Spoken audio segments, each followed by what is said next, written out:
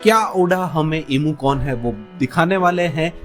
तो यार इस साल की शुरुआत से ही ओडा one of the bestest chapters continuous निकाले जा रहे हैं और शायद से हमें मिल गया है चैप्टर ऑफ द ईयर।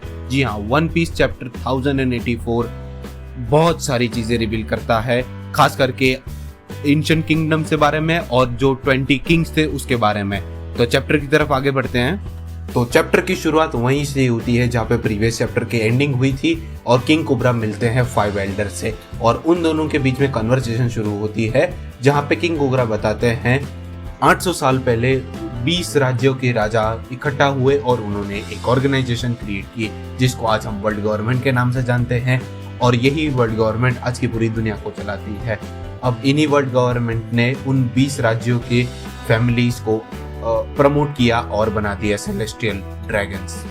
अब ये जो 20 फैमिलियां थी वो एक दूसरे को इक्वली रिस्पेक्ट करती थी और इक्वली मान देती थी, इसीलिए इन सब के बीच में अगर आगे जाके मतभेद ना खड़ा हो और कोई इनके ऊपर डिक्टेटरशिप ना लग सके, इसलिए उन्होंने एक एम्प्टी थ्रोन बनवाया और उसी के आसपास अपने वेपन्स रखवाए और इन सब से वचन लिया कि कोई भी इस थ्रोन पे नहीं बैठेगा जिससे डिक्टेटरशिप नहीं होगी और कोई भी इन 20 राजाओं के ऊपर भी कोई राज नहीं कर पाएगा।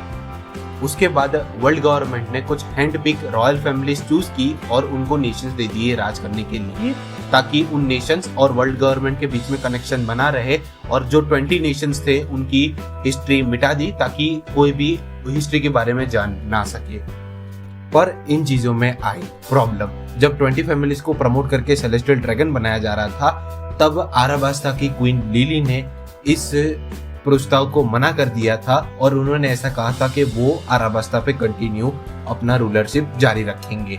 इसीलिए आज तक नेफेटारी फैमिली है जो आराबास्ता के ऊपर राज करती है। तो इसका मतलब तो यही है ना कि एम्प्टी थ्रोन के पास सिर्फ 19 ही वेपन्स है।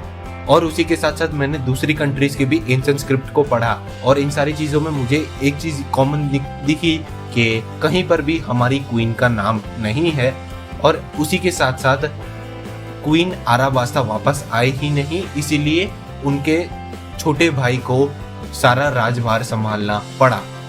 इसके जवाब में हमारे सेंट सैटर्न कहते हैं कि 800 साल काफी लंबा समय था और हमें पता है कि नेफेटारी फैमिली को मौका मिला था सेलेस्टियल ड्रैगन बनने का और मुझे ये भी पता है कि क्वीन ने इस चीज को नहीं स्वीकारा था।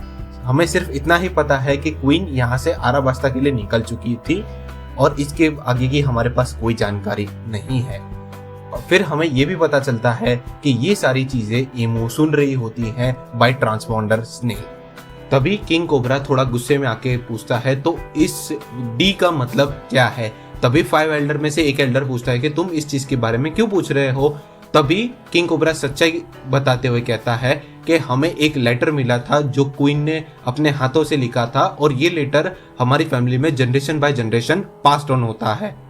और तभी फिर सीन शिफ्ट होता है मैरीगोसे के बाहर के साइड, जहां पर प्रिंस चार्लोस ने कुमा की मदद से शिराहोशी को पकड़ लिया है। अब ये देखकर शिराहोशी का बड़ा भाई उसको बचाने आ जाता है तो कुमा वर्सेस उसके बड़े भाई की फाइट शुरू हो जाती है। अब ये सारी चीजें देख रहे होते हैं ड्रेसरोसा के लियो और साई, तो वो दोनों भी चले जाते हैं शिराहोशी को बचाने और उसी के साथ साथ वो दोनों प्रिंस चार्लोस की काफी बुरी हालत कर देते हैं।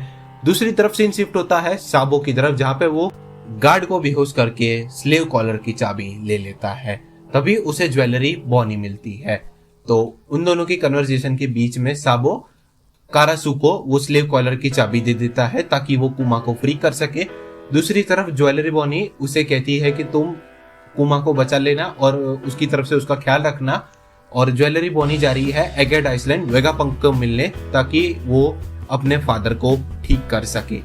उतने में कुछ गार्ड्स आ जाते हैं तो ज्वेलरी बॉनी और साबो छुप जाते हैं और उसके बाद वो दोनों अलग होते हैं। दूसरी तरफ मॉर्ले पहुंच के कुमा को पकड़ लेता है ताकि पूरी ब्रॉल शांत हो जाती है और प्रिंस चार्लोस के फादर को प्रिंस चार्लोस की हालत देखने में मिलती और वो कहते हैं look how they massacred my son in reference from the Godfather movie, I liked it. फिर सीन शिफ्ट होता है फैंटम रूम में, जहां पर अचानक से इमू उस कमरे में आ जाती है। अब उनको देखकर 5 एल्डर्स और किंग कोबरा दोनों उसका शौक में आ जाते हैं और ईमू कहती है लिली, और ऐसा करके वो थ्रोन के ऊपर बैठती है और चैप्टर यहीं पे खत्म होता है।